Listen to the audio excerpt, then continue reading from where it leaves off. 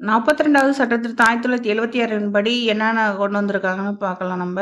எப்ப 42வது சட்டத்திருத்தம் அறிமுகப்படுத்துனாங்கன்னா, 1976ல அறிமுகப்படுத்துனாங்க. நடைமுறைப்படுத்தப்பட்டது பார்த்தீங்கன்னா, ஜனவரி 3, 1977ல நடைமுறைப்படுத்தியிருக்காங்க. இதுல என்னென்ன சேர்த்திருக்காங்க நம்ம சும்மா ஷார்ட்ஸ் வீடியோல ஷார்ட்டா பார்ப்போம்.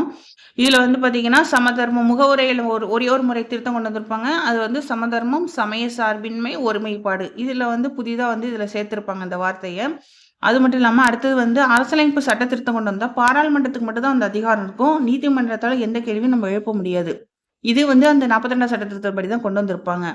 நெக்ஸ்ட் பகுதி 4A அதாவது 51A அடிப்படை கடமைகள் இருக்குல்ல, இதுல வந்து சேர்த்திருப்பாங்க. மொத்தம் 8 அடிப்படை கடமைகள் வந்து 10 அடிப்படை கடமையா சேஞ்ச் பண்ணியிருப்பாங்க. அது வந்து இந்த 42ஆம் சட்ட திருத்தத்தின்படி கொண்டு வந்திருப்பாங்க.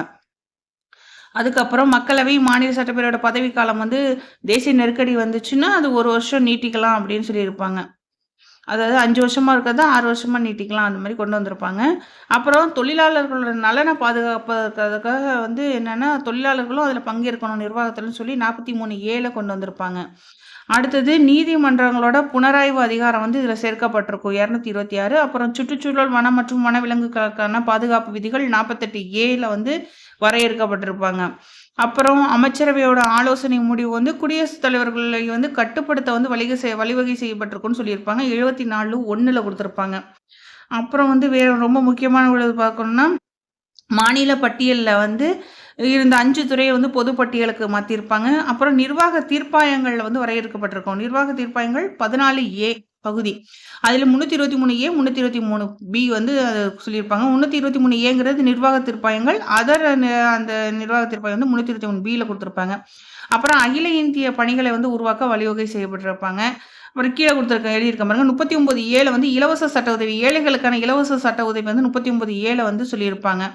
அப்புறம் வந்து பார்த்தீங்கன்னா, தேச துரோக செயல்கள் மூலம் பிரிக்கப்பட்டு அதை ஒடுக்க பாராளுமன்றம் வந்து சட்டம் இயற்றலாம். அந்த தேச துரோக செயல்கள் எது அப்படின்னு சொல்லி அத பிரிச்சுட்டு, அத ஒடுக்குறதுக்கான பாராளுமன்றம் வந்து சட்டம் இயற்றலான்னு கொண்டு வந்திருப்பாங்க. அதுக்கப்புறம் குடியரசுத் தலைவரோட ஆட்சி வந்து ஒரு மாநிலத்தில ஒரு தடவை நீடிக்கிற காலம் வந்து 6 மாசத்துலேருந்து 1 வருஷமா வந்து இன்கிரீஸ் பண்றது கொண்டு வந்திருப்பாங்க. அப்புறம் பார்த்தீங்கன்னா, சுற்றுச்சூழல், வனம் மற்றும் வனவிலங்குகளுக்கான பாதுகாப்பு விதிகள் வந்து வரையறுக்கப்பட்டிருக்கும். அதுக்கான நடவடிக்கை எடுக்கணும்னு சொல்லி 48Aல சொல்லியிருப்பாங்க. இதெல்லாம் வந்து முக்கியமான 42வது அமெண்ட்மெண்ட்ஸ்ல உள்ளது. பார்த்துங்க.